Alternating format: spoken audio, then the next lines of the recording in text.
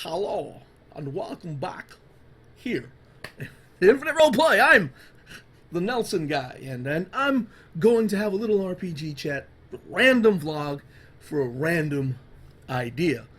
I don't know if it was ever explored, expressed, or whatnot, but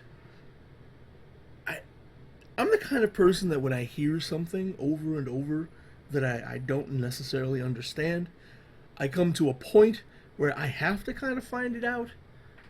And it's happened. I was watching a video from Drunkards and Dragons, and he used the word non-Euclidean. Non-Euclidean. And that just makes me think of Lovecraft, Lovecraftian things. And Lovecraft always using non-Euclidean this and that and whatnot.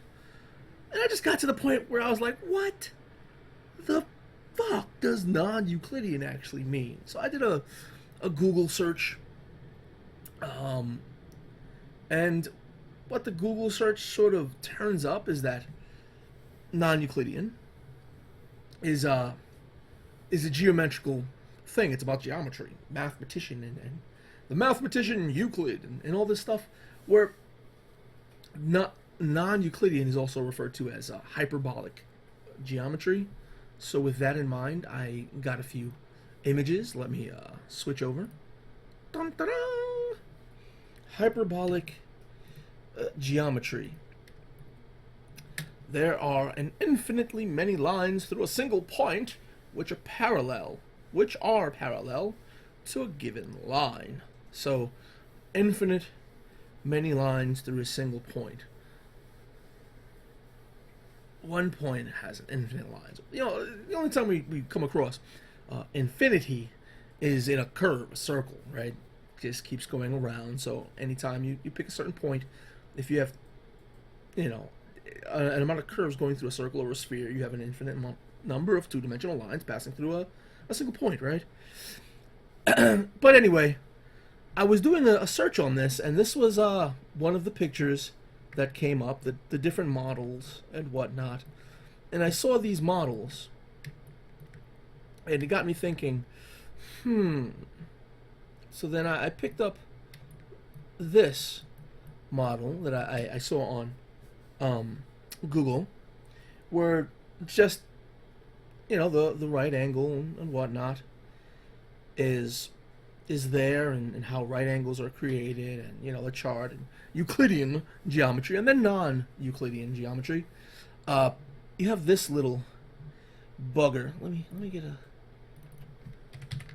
make this easier to see. You have this little sucker right here. Oh, that is huge. But this is the non-Euclidean geometry. That thing right there.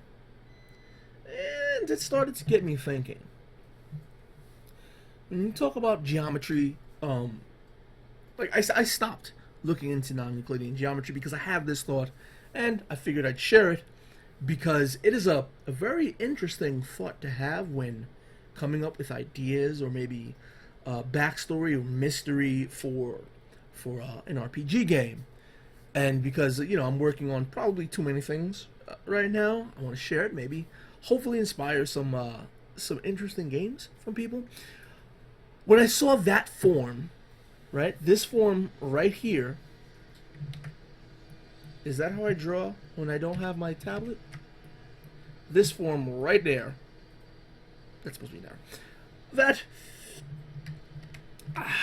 I thought of sacred geometry and the seed of life, and the flower of life, which are, if I turn this off, turn this on, the flower of life. Right? You might think, how do I get to this from that little non-Euclidean form? Right? And I'll show you. I was playing around, so I drew some circles. Now, it's not 100% accurate, but I think it's close enough. I think those circles fit the form close enough just to illustrate the point of where my mind is going with this. And then if you take those same circles and you layer them up, and you layer them up again, it starts to make those forms, right? And you can take that same form and move these layers over here somewhere. You know, it just keeps happening over and over and over and repeats and whatnot. But it all starts here for me. And from here, I can see it going there.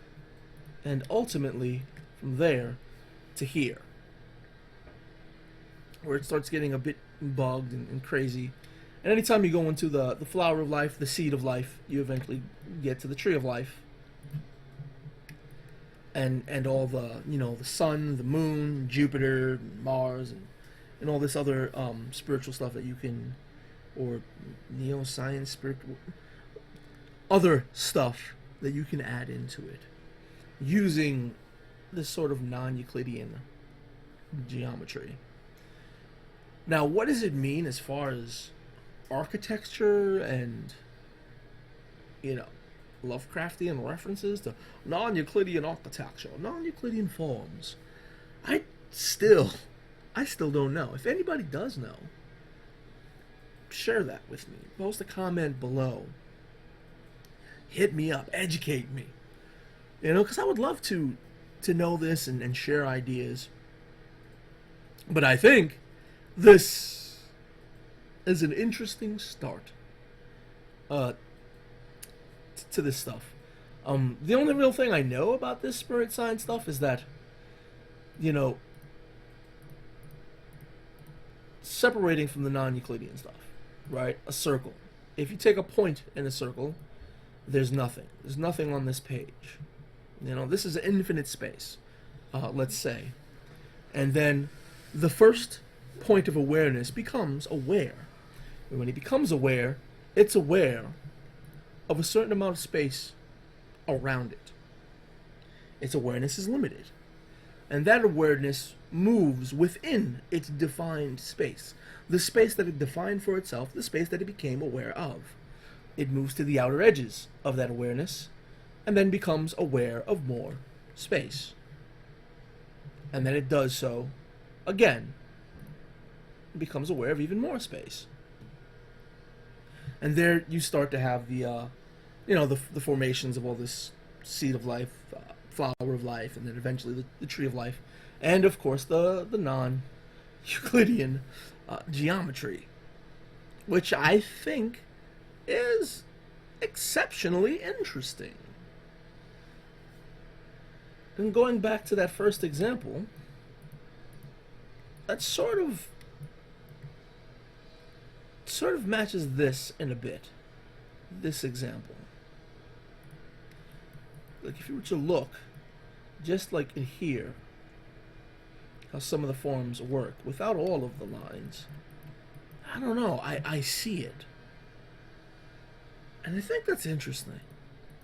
I think that's a good starter for a story, or maybe some extra mystery in your games.